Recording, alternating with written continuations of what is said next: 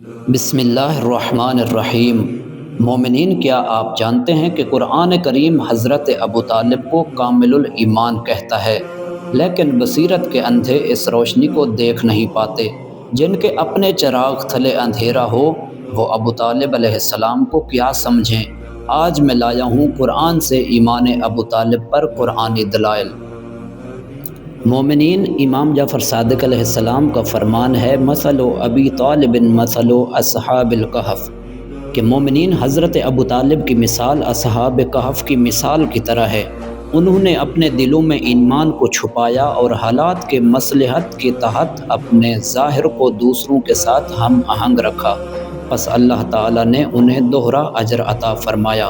ایک حصہ رسول اللہ کی مدد کرنے کا اور دوسرا حصہ ایمان کو چھپانے کا۔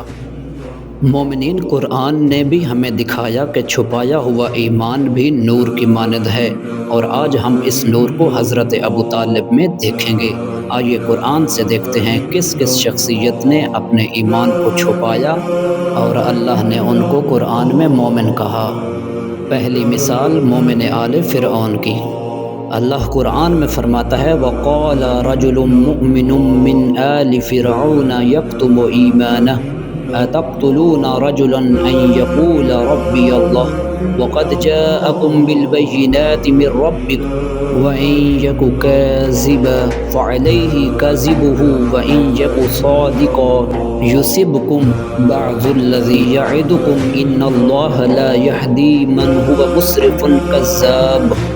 جب قوم فرعون اور فرعون حضرت موسیٰ کو قتل کرنا چاہتے تھے تو مومن شخص نے کہا، جو اسی فرعون کے خاندان سے تھا، جو اپنا ایمان چھپائے رکھتا تھا، کیا تم ایک شخص کو صرف اس بات پر قتل کرنا چاہتے ہو کہ وہ کہتا ہے میرا رب اللہ ہے، حالانکہ وہ تمہارے پاس تمہارے رب کی طرف سے واضح دلائل لے کر آیا ہے؟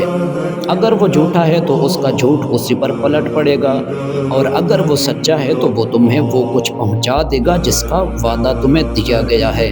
یقیناً اللہ اس کو ہدایت نہیں دیتا جو حد سے زیادہ تجاوز کرنے والا بن جائے۔ سوچئے مومنین، جس شخص نے صرف کچھ لمحات کی خاطر حضرت موسیٰ علیہ السلام کی حمایت کی، وہ تو ہوا مومن، اور جس نے 10 سال مکہ میں کفار و مشرکین سے حضرت محمد مصطفیٰ کی حفاظت کی، اس کو لوگ مومن کیوں نہیں مانتے؟ مومنین توجہ کیجئے، قرآن کہتا ہے، وَقَالَ رَجُلٌ مُؤْمِنٌ مِّنْ آلِ فِرْعَوْنَ يَكْتُمُ إِيمَانَهُ۔ فرعون کے دربار میں ایک شخص ایمان چھپاتا تھا مگر موسیٰ علیہ السلام کا دفاع کرتا تھا، اور اللہ نے اسے مومن کہا۔ اب سوچو، اگر ایمان چھپانے والا مگر نبی کا دفاع کرنے والا شخص مومن ہے تو حضرت ابو طالب، جنہوں نے کھل کر حضرت ابو طالب علیہ السلام کی حمایت کی، بلکہ اپنے جان و مال کو بھی قربان کر دیا، وہ کیسے مومن نہ ہوں گے؟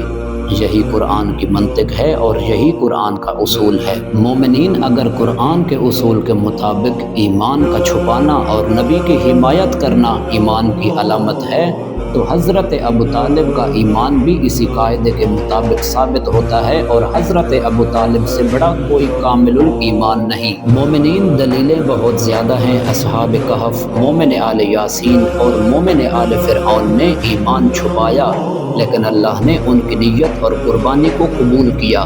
حضرت ابو طالب نے بھی نبی کی حفاظت میں اپنی جان، طاقت، وسائل سب کچھ قربان کر دیے۔ یہ ظاہر کرتا ہے کہ اللہ کے نزدیک ایمان کا معیار عمل اور وفاداری ہے، صرف زبان سے کہنے سے نہیں۔ اسی لیے حضرت ابو طالب علیہ السلام کامل الایمان تھے اور ہیں۔ الذین آمنوا یقاتلون فی سبیل اللہ۔ اللہ نے قرآن میں مومن کی نشانی بتائی ہے کہ وہ اللہ کی راہ میں لڑتے ہیں، تو آپ سے پوچھتا ہوں، 10 سال رسول اللہ کی خاطر اور اللہ کے دین کی خاطر مشرکین و کفار سے کون لڑتا رہا؟